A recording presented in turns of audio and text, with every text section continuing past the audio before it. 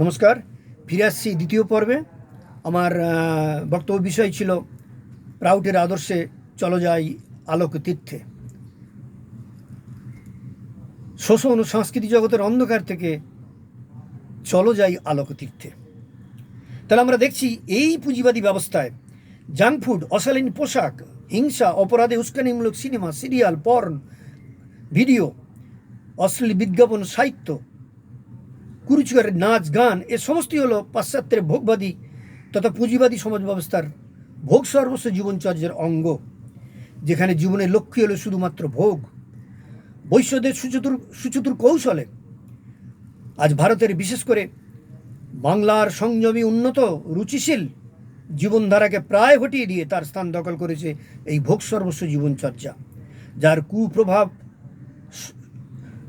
শহরের আধুনিকতা থেকে, আধুনিক শহরের জেনারেশন ওয়াই থেকে আরম্ভ করে গ্রামের একদম কি বলবো রিমোট এরিয়ায় কিশোর কিশোরীদের মধ্যেও তথা যুবক যুবতীদের মধ্যে এই কুপ্রভাব ব্যাপকভাবে ছড়িয়ে পড়েছে।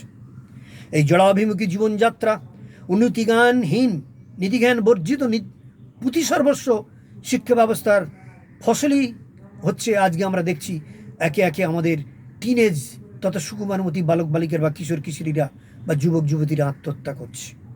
এটা হলো এইসব পুঁজিবাদ আশ্রিত শিক্ষা ব্যবস্থার ফল। তাই পাশ্চাত্যের এই পারভার্টেড কালচার বা বিকৃত সংস্কৃতি, যাকে আমরা বলছি অসংস্কৃতি, না অপসংস্কৃতি কথাটা বৈজ্ঞানিক বিচারে ভুল, হবে অসংস্কৃতি। তাই এই যে পাশ্চাত্যের বিকৃত তথাকথিত অসংস্কৃতির অন্ধ অনুকরণে কী হচ্ছে না, মানুষের এগুলো কী করছে, মানুষের পাশবৃত্তিগুলোকে জাগিয়ে দিচ্ছে। মানুষের পাশবৃত্তিকে জাগিয়ে দেওয়ার ফলে কী হচ্ছে আমরা দেখছি ভারতবর্ষে অলিতে গলিতে অসংখ্য দিল্লির নির্ভয়া, বারাসাতের কামদুনি, হায়দ্রাবাদের ঘটনা, উত্তরপ্রদেশে উন্নয়নের মতো বারবার নারীর ওপর পাশবিক লোমহর্ষক ঘটনা, অত্যাচারের ঘটনা, খুনের ঘটনা আমরা দেখতে পাচ্ছি।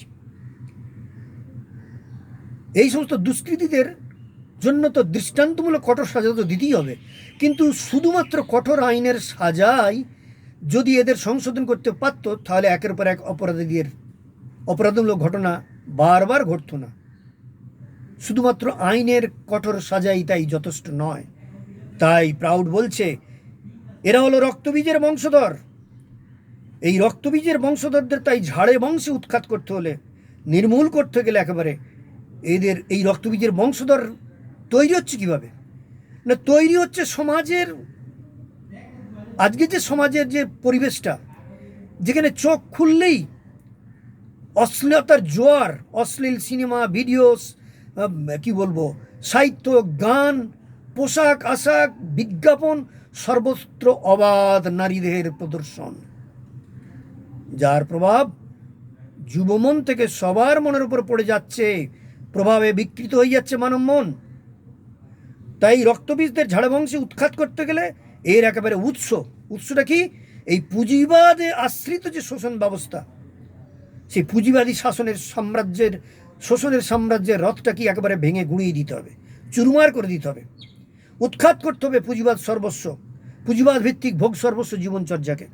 পরিবর্তে সমাজে স্থাপন করতে হবে আধ্যাত্মমুখী জীবনচর্যা, উন্নত শিল্প, সাহিত্য, সংস্কৃতিকে, যা হলো ভারতের প্রাণ ধর্ম। শাস্ত্রে বলা হয়েছে চিত্তনদী উভয়ত প্রবাহিনী। মন যত তাড়াতাড়ি নিচের দিকে নামে তত তাড়াতাড়ি উপরের দিকে ওঠে না। নিচের দিকে নামার জন্য কোনো প্রয়াস করতে হয় না, কিন্তু মনকে উপরের দিকে ওঠানোর জন্য অনেক প্রয়াস করতে হয়। স্থূল থেকে সূক্ষ্মত্বের দিকে মনকে নিয়ে যেতে গেলে অবশ্যই বিশেষ প্রয়াসের প্রয়োজন। আর সেই প্রয়াস হলো আধ্যাত্মিক অনুশীলন, নৈতিক আধ্যাত্মিক অনুশীলন তথা এবং আধ্যাত্মিক জীবনচর্যার অনুশীলন, যা মানুষকে সংযমী, রুচিশীল ও আদর্শ মানুষ হিসেবে গড়ে তোলে।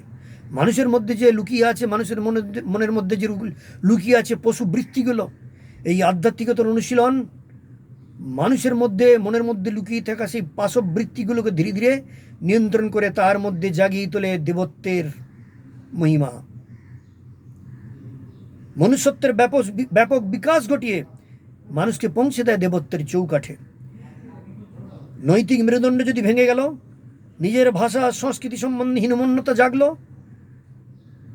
তাহলে আর সামনে যদি ভোগের সমস্ত উপাদান সাজানো থাকলো, তাহলে কি হবে? মানুষের মন উঁচুর দিকে উঠবে না ওই নিচের দিকে নেমে যাবে? মানুষের মন যত তাড়াতাড়ি নিচের দিকে নামে তত তাড়াতাড়ি উপরের দিকে ওঠে না। জীবনের মনকে উত্তরণের রাস্তা দেখানোর যদি রাস্তা না থাকে, আর নরকের মনকে নরকের দিকে, নরক বলে তো কিছু নেই, কোথায় স্বর্গ কোথায় নরক কে বলে তা বহুদূর। মানুষের মাঝে স্বর্গ নরক মানুষ সুরাসুর। স্বর্গ নরক মানুষের সমাজের মধ্যেই, মানুষের মনের মধ্যে। আমার সমাজের চারিপাশে যদি উপাদানগুলো, ভোগের উপাদানগুলো সাজানো থাকে থরে থরে, তাহলে মানুষের মন ওই তথাকথিত নরকের দিকেই নেমে চলে যাবে। তাই আর মানুষের মন ওই তরতরিয়ে নিচের দিকে যখন ধাবমান হবে, সে তখন আর কখনো বজ্র নির্ঘোষে বলতে পারবে না। তার নৈতিক মেরুদণ্ডটা তখন ভেঙে দুমড়ে যাবে, সোজা হয়ে কখনো বলতে পারবে না বাঁচার অধিকার আমার জন্মগত অধিকার, বাঁচতে চাই আমি, অন্ন চাই, বস্ত্র চাই, বাঁচার মতো বাঁচতে চাই, মানবতার মুক্তি চাই। এই যে বজ্র নির্ঘোষ, বজ্রের কণ্ঠ, তারা আর থাকবে না। কেন? অসংস্কৃতির বোঝায় যাদের ঘাড় পিঠ দুমড়ে গেছে, সে কখনো ভবিষ্যতে সাংস্কৃতিক শোষণ বা অন্য যে কোনো রকম শোষণের বিরুদ্ধে আর মাথা তুলে দাঁড়াতে পারবে না। জীবনে অন্য কোনো ভূমিতেই সে আর সংগ্রাম করতে পারবে না। আর সেটাই তো বৈশ্যদের লক্ষ্য, যাতে তারা আর কোনোদিন মাথা তুলে দাঁড়াতে না পারে। তাই তাদের শোষণের সাম্রাজ্যের রথটা যাতে দীর্ঘস্থায়ী হয়। তাই অসংস্কৃতির বিরুদ্ধে, শোষণের বিরুদ্ধে প্রতিটি সৎ, ধার্মিক ও নীতিবাদী মানুষ তথা বিচারশীল মানুষকে আজকে রুখে দাঁড়াতে হবে। যুগে যুগে ছাত্র যুব সমাজ তারাই শোষণের বিরুদ্ধে বিপ্লবের অগ্রদূত হয়ে জনজাগরণের ডাক দেয়। তারাই যদি বিপদগামী হয়ে গেল, তাহলে বৈশ্যদের তো পোয়া বারো, তাহলে তাদের শোষণের সাম্রাজ্যকে চ্যালেঞ্জ জানানোর আর কেউ থাকলো না। আমরা ইতিহাসে দেখেছি, ব্রিটিশ শাসনে বঙ্কিমচন্দ্রের আনন্দমঠ, শরৎচন্দ্রের সব্যসাচী, দীনবন্ধু মিত্রের নীল দর্পণ প্রভৃতি উপন্যাস ও নাটক একদা বাংলায় তৈরি করেছিল শত শত বীর বিপ্লবী ক্ষুদিরাম বাঘাযতীন, মাস্টারদা সূর্য সেন, প্রীতিলতা ওয়াদ্দেদার, রাসবিহারী বোস, নেতাজি সুভাষচন্দ্র বোস প্রমুখদের মতো অগ্নিযুগের অসংখ্য বিপ্লবী সৃষ্টি হয়েছিল, অনুপ্রাণিত হয়েছিল সব্যসাচী, আনন্দমঠ, নীল দর্পণ ইত্যাদি উপন্যাস ও নাটকের অনুপ্রেরণায়। আর আজকে আমরা দেখছি যাদের বীর বিক্রম আত্মত্যাগ, সেই বিপ্লবীদের বীর বিক্রম, অগ্নিযুগের বীর বিপ্লবীদের আত্মত্যাগ ও বিক্রমে ব্রিটিশ শাসকের ভিতটা কাঁপিয়ে দিয়েছিল। ভারতের রাজধানী তারা কলকাতা থেকে দিল্লিতে সরিয়ে নিয়ে যেতে বাধ্য হয়েছিল। সেই ছিল অগ্নিযুগের বিপ্লবীদের দাপট। আর আজকে কি হচ্ছে আমরা দেখছি, এই বৈশ্য সমাজের, বৈশ্যযুগের বৈশ্য শোষণের চরম পর্যায়ে আমরা দেখছি ভোগবাদী সমাজে পাশ্চাত্যের ভোগ সর্বস্ব জীবনচর্যা কি তৈরি করছে রক্তবীজের বংশধর অসংখ্য ধর্ষক, নরঘাতকদের। হায় রে, ইতিহাসের কি নির্মম পরিণতি!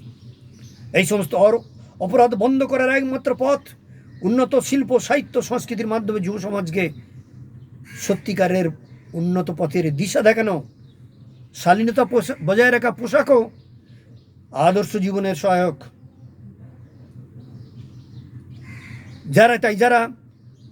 যারা বলে পোশাক ধর্ষণের কারণ নয়, তাদের উদ্দেশ্যে বলি, যারা গ্লানিমুক্ত, কলুষমুক্ত, শোষণমুক্ত এক নির্মল পৃথিবীর স্বপ্ন দেখেন, তাদের পোশাক পরিধানের বিষয়টিও মাথায় রাখতে হবে।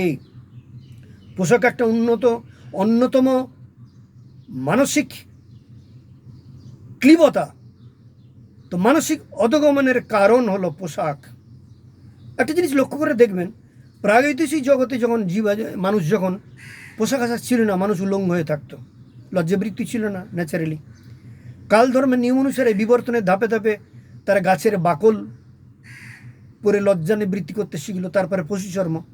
ধীরে ধীরে বিবর্তনের পথ ধরে এগোতে আজকে আমরা এই একবিংশ শতাব্দীর আধুনিক সভ্যতায় আমরা এসে পৌঁছেছি। এখন এই আধুনিক সভ্যতায় পৌঁছে আমরা কিছু মানুষ আধুনিকতার নামে যদি পোশাক ত্যাগ করে অর্ধনগ্ন বা প্রায় নগ্ন হয়ে সমাজের বুকে চলাফেরা করে, তাহলে আধুনিকতার নামে তারা কি সেই প্রাগৈতিহাসিক উলঙ্গ যুগে বা উলঙ্গ সভ্যতার যুগে ফিরে যেতে চাইছে? পশুদের যুগে ফিরে যেতে চাইছে? আমার কথাটা যুক্তিবাদী মানুষের কাছে আমি পেশ করলাম, তারা বিচার বিবেচনা করে দেখবেন। তাই আমরা আজকে দেখছি পুঁজিপতিদের অর্থে সৃষ্ট কিছু বাজারি পত্রিকা ও টিভি চ্যানেল, যারা শুধু ব্যবসার নামে, জীবনের ধর্ম হলো ব্যবসা, ওই পুঁজিপতিদের আশ্রিত, তাদের টাকার কাছে বিক্রি হয়ে গেছে, গোলাম হয়ে গেছে।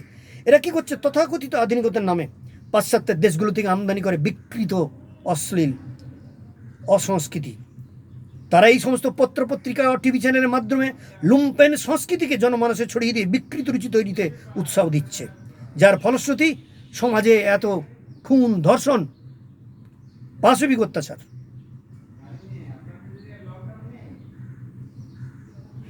যার ফলশ্রুতিতে আজকাল মানুষ পাপের পথে পা বাড়াতে দিতে করে না। যা সমাজে দেখছে, টিভি, সিরিয়াল, সিনেমাতে যা দেখছে, তার প্রতিফলন সমাজের বুকে হচ্ছে। তাই আজকে বুদ্ধিজীবী মানুষ, সমাজে যারা সুচিন্তক বা শুভচিন্তক, তাদের ভাবতে হবে, আজকে আমরা টিভি, সিনেমা, বিজ্ঞাপন চ্যানেলে কি দেখাবো যা দেখে মানুষ অনুপ্রাণিত হবে, সুস্থ, রুচিশীল, উন্নত জীবনাদর্শের প্রতি মানুষ অনুপ্রাণিত হয়ে সত্যিকার সৎ আদর্শ মানুষ হিসেবে গড়ে তোলার অনুপ্রেরণা পাবে।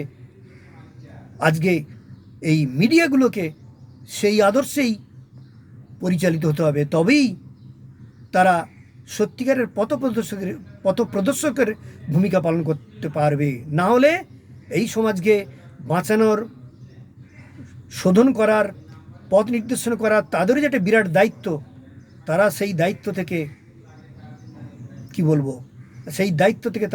সেই পথ থেকে তারা অনেকেই ভ্রষ্ট হয়ে গেছে। যারা এখনও শুভচিন্তক, যাদের বিবেকবোধ যে সমস্ত টিভি চ্যানেল এবং বাজার পত্রিকাদের মধ্যে আছে, তাদের কাছে আহ্বান জানাবো, আপনারা আপনাদের নীতিতে অবিচল থাকুন, নিষ্ঠ থাকুন, মানব সমাজকে সুচিন্তিত, উন্নত, রুচিশীল আদর্শের মাধ্যমে পথ দেখানোর চেষ্টা করুন। যাক, আমি আমার বক্তব্যে ফিরে আসি। হ্যাঁ, এই যেটা বলছিলাম, যারা আধুনিকতার নামে পোশাক ভাবে আমি যা খুশি তাই করে যাব।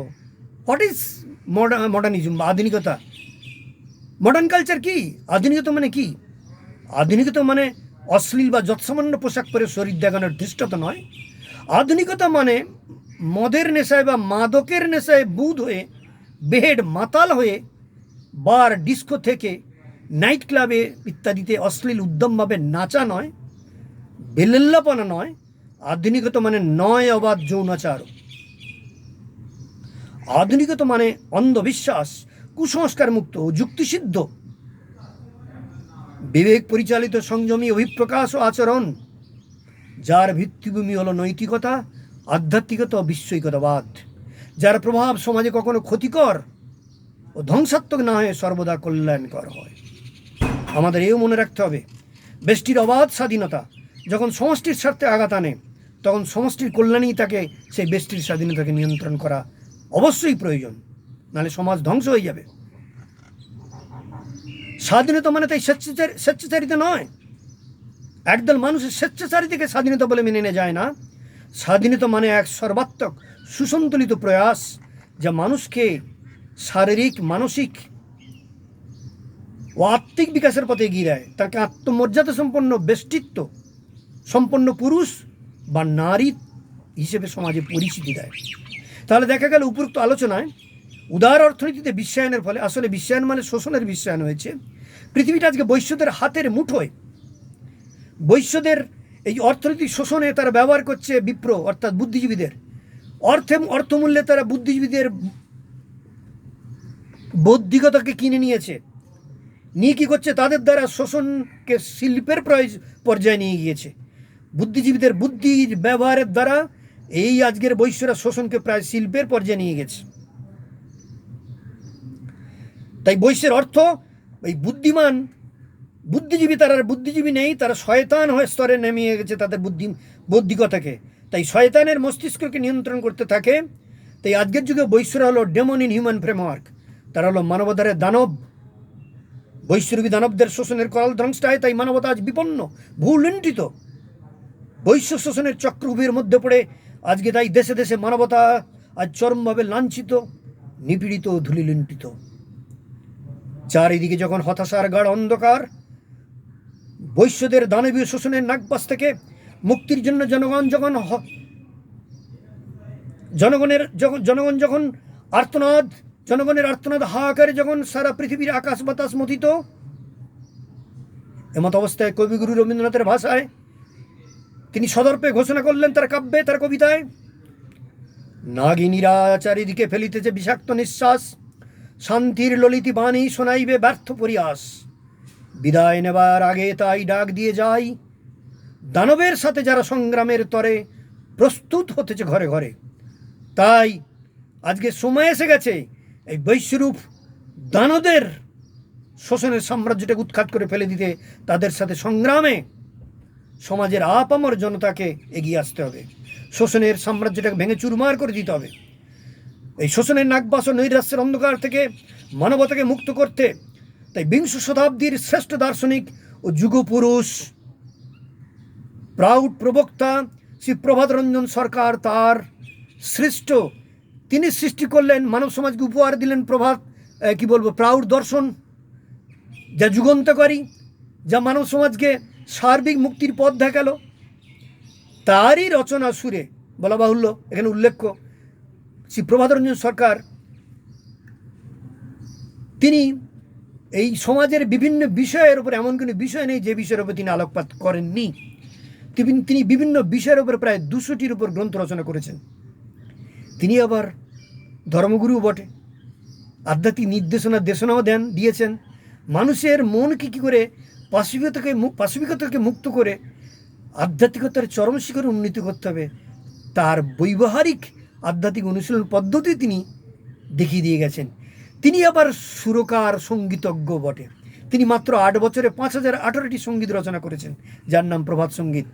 এই সঙ্গীত কি প্রভাত রঞ্জন সরকারের নাম বলেই কি প্রভাত সঙ্গীত? না, সাংস্কৃতিক জগৎ তথা আজকের সাংস্কৃতিক জগতে যে অন্ধকার, সেই অন্ধকার থেকে আলোকের রাস্তা দেখাচ্ছে প্রভাত সঙ্গীত। এই সঙ্গীতগুলো, তাই এর নাম হলো প্রভাত সঙ্গীত। তাই সেই বিংশ শতাব্দীর শ্রেষ্ঠ দার্শনিক যুগপুরুষ শ্রী প্রভাত রঞ্জন সরকার তার সৃষ্ট প্রভাত সঙ্গীতের ভাষায় জগৎবাসীকে আশ্বস্ত করে বললেন, আধার শেষে আলোর দেশে অরুণ ভোরের কথা শোনাবো সবাই ডেকে ডেকে। তিনি মানব সমাজকে উপহার দিলেন যুগান্তকারী সামাজিক অর্থনৈতিক দর্শন, প্রগতিশীল উপযোগ তত্ত্ব বা প্রাউডের ভিত্তিভূমি হলো আধ্যাত্মিকতা। বিকেন্দ্রিত অর্থনীতি প্রাউডের লক্ষ্য হলো সর্বপ্রকার শোষণমুক্ত এক অবিভাজ্য মানব সমাজ গড়ে তোলা, অর্থনৈতিক ক্ষমতার পূর্ণ বিকেন্দ্রীকরণ, অর্থনৈতিক গণতন্ত্র প্রতিষ্ঠার মাধ্যমে জনগণের হাতে অর্থনৈতিক ক্ষমতাকে তুলে দেয়াই হলো প্রাউডের লক্ষ্য। আর এই লক্ষ্য সাধন হবে আঞ্চলিক শ্রীবৃদ্ধির মাধ্যমে, বিশ্বৈকতাবাদ প্রতিষ্ঠার মাধ্যমে। হ্যাঁ বন্ধু, প্রাউডের আদর্শে আঞ্চলিক শ্রীবৃদ্ধির মাধ্যমে, বিশ্বৈকতাবাদের প্রতিষ্ঠার মাধ্যমে প্রাউডের এই লক্ষ্য সংসাধিত হবে। আজ সারা বিশ্বে গোষ্ঠীতে ধর্মমতে রাষ্ট্রে তাই দেখছি আমরা দ্বন্দ্ব, হানাহানি, সাম্প্রদায়িক জাতিদাঙ্গা, রণভেরির পায়তারা, রক্তক্ষয়ী পারমাণবিক যুদ্ধের হুঙ্কার, জৈব যুদ্ধের চোখরাঙানি, জৈব অস্ত্রের চোখরাঙানি, করোনা ভাইরাস রূপ জৈব অস্ত্রের চোখরাঙানি, এই সবগুলোই আজকে মানব সমাজকে খাদের কিনারে নিয়ে এসে দাঁড় করিয়েছে। আজকে মেকি মানবতাবাদী সুপার পাওয়ারগুলো তারা কি করছে? সেই রাষ্ট্রগুলো একদিকে শান্তির ললিত বাণী প্রচার করছে, শান্তির পারাবাত ওড়াচ্ছে, আর ভিতরে অস্ত্রের শান দিচ্ছে। তাদের তত্ত্ব হলো preach the gospel of peace but keep your powders dry. মুখে শান্তির ললিত বাণী প্রচার করো, কিন্তু ভিতরে নিজের অস্ত্রে শান দাও, নিজের বারুদের কারখানা, বারুদগুলো শুকনো রাখো। তাই আমরা দেখছি আজকের এই যে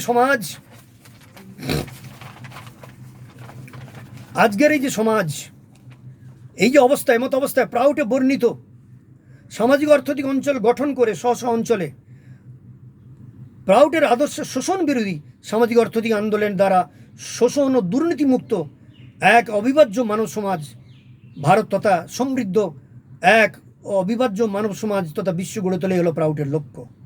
প্রাউডের বিকেন্দ্রিত অর্থনীতির মাধ্যমে উক্ত অঞ্চলগুলি হবে অর্থনৈতিক ক্ষেত্রে স্বয়ংসম্পূর্ণ, অর্থনৈতিক অনুদানের জন্য তখন তাদের আর কেন্দ্রের বা দিল্লির মুখাপেক্ষী হয়ে বসে থাকতে হবে না।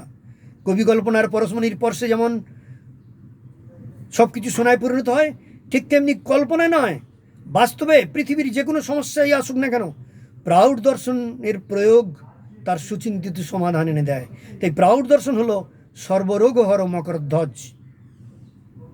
ইতিহাসে দেখা গেছে, সমাজে যখনই সংকটের কালো মেঘ ঘনীভূত হয়েছে, সমাজ গতি হারিয়ে স্থবির হয়ে গেছে, জীবনের সর্বক্ষেত্রে যখন পঙ্কিলতায় আবদ্ধ হয়ে গেছে, জীবনের উদ্দেশ্য যখন ব্যর্থতায় পর্যবসিত হয়েছে, সেই সময় জীবন মৃত্যুকে পায়ের ভৃত্য করে একদল দুরন্ত দামাল তরুণ তরুণী, নির্ভয় দুঃসাহসী তরুণ তরুণী দুর্বার আন্দোলন গড়ে তুলে বিপ্লবের জয়ের ধ্বজা উড়িয়ে দিয়েছে সমাজের বুকে।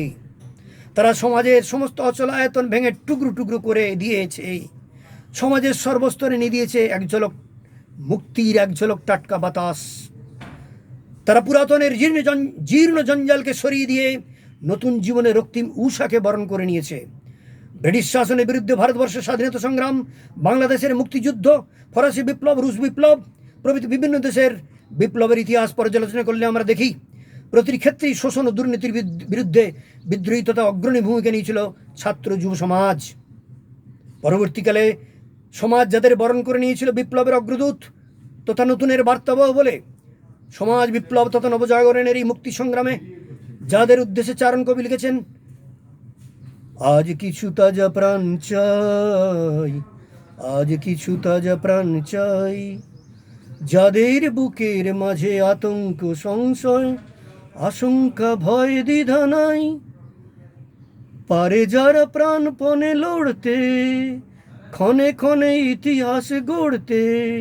অথবা কোটি কোটি ভাই মোরা শপথ নিলাম, কোটি কোটি ভাই মোরা শপথ নিলাম, মানুষের ঘরে ঘরে পৌঁছে দিলাম, থামবে না থামবে না এ মিলন গান, কোটি কোটি ভাই মোরা শপথ নিলাম।